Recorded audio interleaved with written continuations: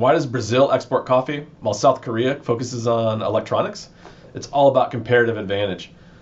Countries specialize in producing goods they're relatively more efficient at making, then trade for what the others do best. This drives global trade, creating opportunities for economic growth and improved living standards worldwide. In this video, we'll explore the power of comparative advantage and dive into key facts about international trade. This module is all about international trade and trade policy. A major trade policy that has been in the news in the last 7 years or so is about tariffs and import quotas. So I'm using this slide as a motivation to get you to understand like how important this topic is.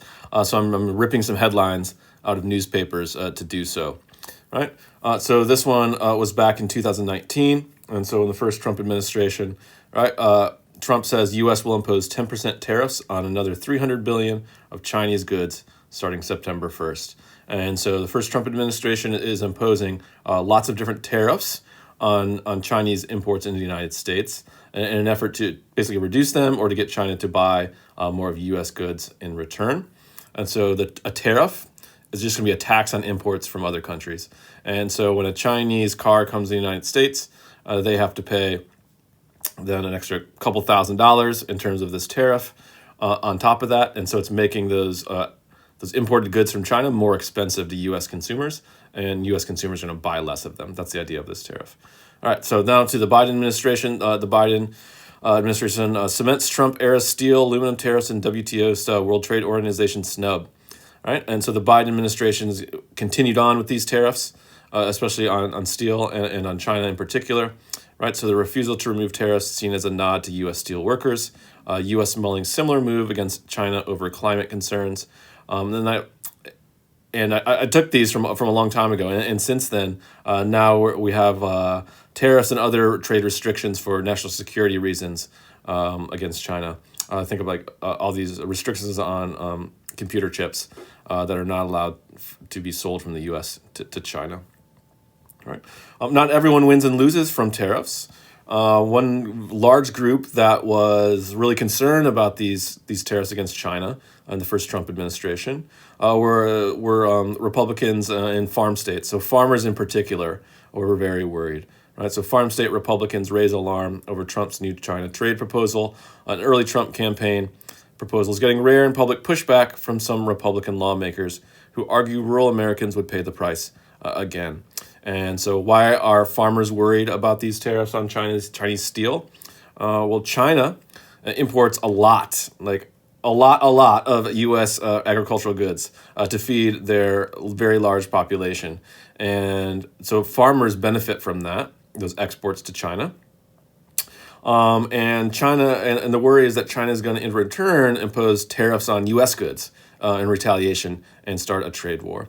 So that is exactly what happened, and that I'll have a separate video on the U.S.-China trade war to talk about all the history and the context of what's going on in this.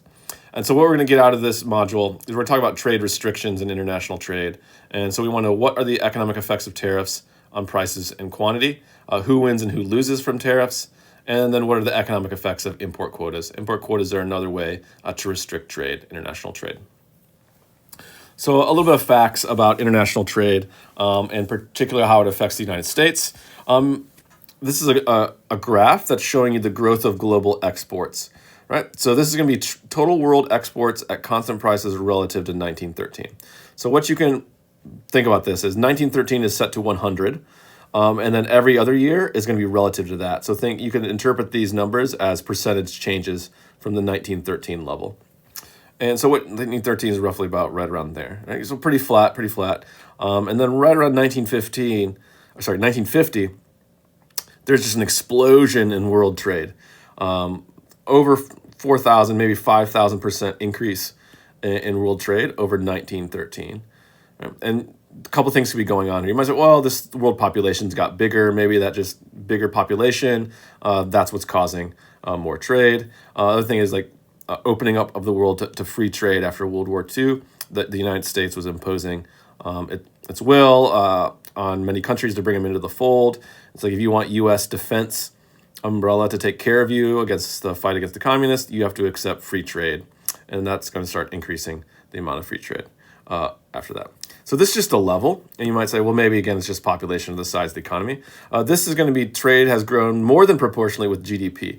So as the size of economies have gotten bigger, world trade has kept up even more and grown even faster. And so what we can say here is about 1827, world trade was about 7% of GDP. And so what that means is gross domestic product, or just the size of the entire world economy. So 7% of goods were traded internationally in terms of 7% of all goods produced in the world, right? So that's going around 10, 15%. Up until you get to about 1940, it declines from World War I to World War II, and then it starts to shoot up to close to like 25% of all goods are traded internationally around 2013. So that's a lot. That's huge, right? So what I'm trying to get across to you is like the vast importance of international trade in your daily life in terms of many of the goods that you consume. And maybe when you get a job and produce, you'll sell to the rest of the world. For the United States in particular, this is going to be U.S. imports and exports as a share of GDP, gross domestic product. Again, you can just think the size of the total U.S. economy. So we're running about 1950 here. We're about 5% for blue is going to be exports, red is going to be imports. We're running about 5% until we get to the 1970s. It starts going up even more. And now, prior to the 2009 financial crisis, imports were close to 17% of all goods in the United States. Exports were about 12.5% of goods in the United States. So really high. It takes a decline in this recession. Global trade declined, goes back up. Then you see COVID. Trade declined really rapidly, and COVID spiked, but then it recovered pretty quickly. So these are very large proportions of trade and the importance of the United States economy, and again, to your daily life. So today, trade is a fundamentally part of economic activity everywhere. In today's global economic system, countries exchange not only final products, but also intermediate inputs that go into producing some other final product.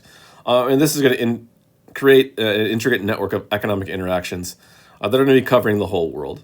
So think about your phone, your smartphone, go up an iPhone. iPhone's developed in the United States. The chips are made in, say, Taiwan. The screen is made in Korea. They send all these parts and designs to China to be put together. Then the final product is sent to the United States to be sold. Right? Intricate, complicated system to produce these goods. One great example of how intricate this system can be and importance of trade, international trade, is that Suez Canal blockage in 2021. So you might have remembered, here's this Evergreen container ship got stuck in the Suez Canal, and it just blocked trade for 6 days through this. So roughly 12% of all world trade goes through the Suez Canal. So important. Right? So 400 vessels are basically stuck on either end of the canal for 6 days, slowing down trade. And they estimated about $6 to $10 billion in losses per day from these slowdowns because boats could not go through the Suez Canal anymore. And so what's kind of going on is a lot of parts and production are being done in China. It's coming through the Suez Canal to get to Europe and Germany. And like German car factories, they need the parts that were produced in China to run their assembly lines. If they don't have the parts, they have to shut down the entire factory. Right? So lots of European factories were worried because of the shutdown in trade. Right? And lots of goods that you wanted to buy in Europe, you couldn't get because of this shutdown in trade. Right? So complicated and complex system.